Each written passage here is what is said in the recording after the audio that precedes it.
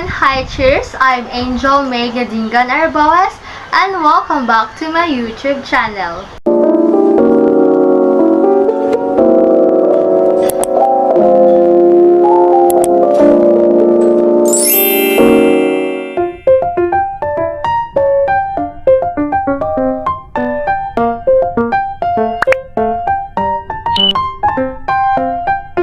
So in this video, we'll discuss about the other countries supporting special and inclusive education.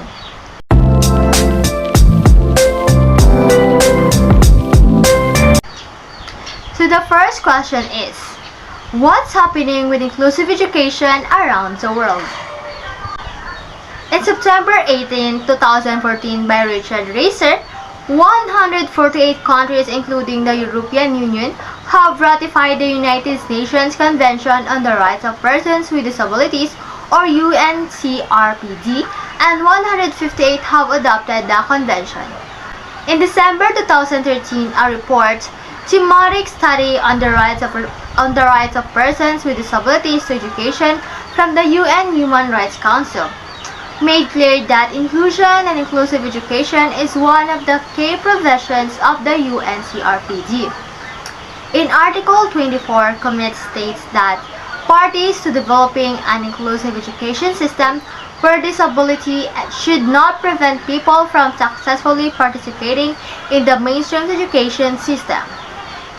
But this study demonstrates that although there have been moves towards inclusion such as by the provisions of statutory rights to inclusion in Spain and Portugal, joining the long-standing practice in Italy. There are still many barriers including lack of adequately trained teachers, accessible buildings, peer supports, and challenging bullying with much more integration than inclusion. The observations of the CRPD Committee on the first 13 country reports only demonstrates a wide variation in practice. For example, China. China is criticized for only integration or integrating those with physical and mild visual impairments and for an expanding program of special school building. Austria, which had developed moves to inclusion a decade ago, is criticized for lacking continuing momentum in this process. All 13 countries are urged to do more and reminded that the duty of making reasonable and accommodations in education for disabled people is not a progressively realized right, but must be implemented from the point of ratification. In March 24, the Human Rights Council passed a resolution urging more to be done to implement the right to inclusive education. As this report points out, implementing full inclusive education is a matter of political will and where that consensus have been built, as in New Brunswick Province, Canada, it can happen. In New Brunswick Policy number 322, inclusive education states, the following practice must not occur. Segregated, self-contained programs or classes for students with learning or behavioral challenges, either in school or in community-based learning opportunities.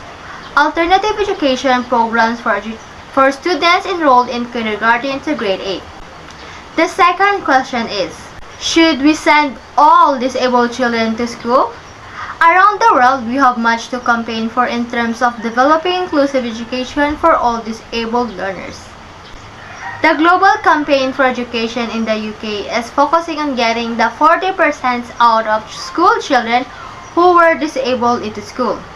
That is 24 million out of 57 million children still out of school.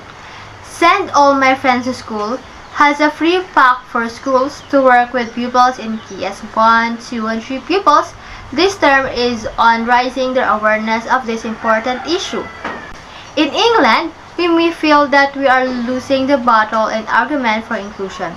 Despite the weakening of the presumptions of inclusion in the Children and Families Act in 2013, it is still there, with more than 90% of the million disabled pupils and students attending schools and colleges in mainstream provision.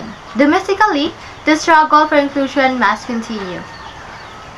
There have been big advances in many countries in getting millions of children into school, but the nature and quality of the school has not been adequate, with recent survey of 350,000 pupils in East Africa, that's Tanzania, Kenya, and Uganda, showing only 15% achieve expected literacy and numeracy levels.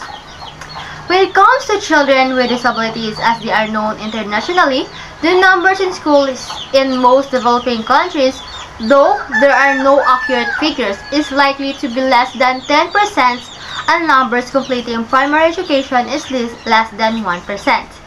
So as more children are successfully enrolled in school, the proportion of those out of school who are disabled are rising. Schools and learning are not generally accessible, and the teachers do not know how to make reasonable accommodations or provide the right support, so the dropout of enrolled pupils with disabilities is high. There are many reasons. Negative attitudes of parents and teachers are the biggest barrier, followed by the poverty. Parents need children to work and can't afford school fees, long distances to school, lack of accessible schools, and then lack of adequate teaching training. The inclusive education in Europe. In Europe, the concept of inclusive education develops according to the international education laws. The concept focuses its efforts on the educational and non-inclusion of people who are disadvantaged both culturally and economically. Therefore, this concept includes the pupil with special educational needs. European policy context. Council resolutions concerning inclusion of children and young people with disabilities into mainstream system of education. UNESCO's Salamanca Statement and Framework for Action in Special Needs Education in 1994. UN Convention on Rights of People with Disabilities 2006, Article 24. Inclusive education in Africa. According to Promoting the Right to Education for Children with Disability, done in 2001, the Department of Education issued a framework policy document called White Paper 6, or Special Needs Education, Building an Inclusive Education and Training System. The document was response to the post-apartheid state of special needs and support services in education and training. Two main findings were that only a small percentage of learners with disabilities were receiving a specialized education and support, usually on a racial basis, and that the education system had generally failed to provide service appropriate to the diverse needs of learners. For most learners with disabilities, this meant that they were mainstreamed by default or they did not attend school at all. What is inclusive education? Inclusive education is not simply a new name for special needs education. It is much broader and can be seen as the core of what we as a nation want to achieve in terms of developing a transformed and integrated society in which there is tolerance and respect for diversity and the human rights of all people. Inclusion can be defined as acknowledging that all children and youth can learn and that all children and youth need support.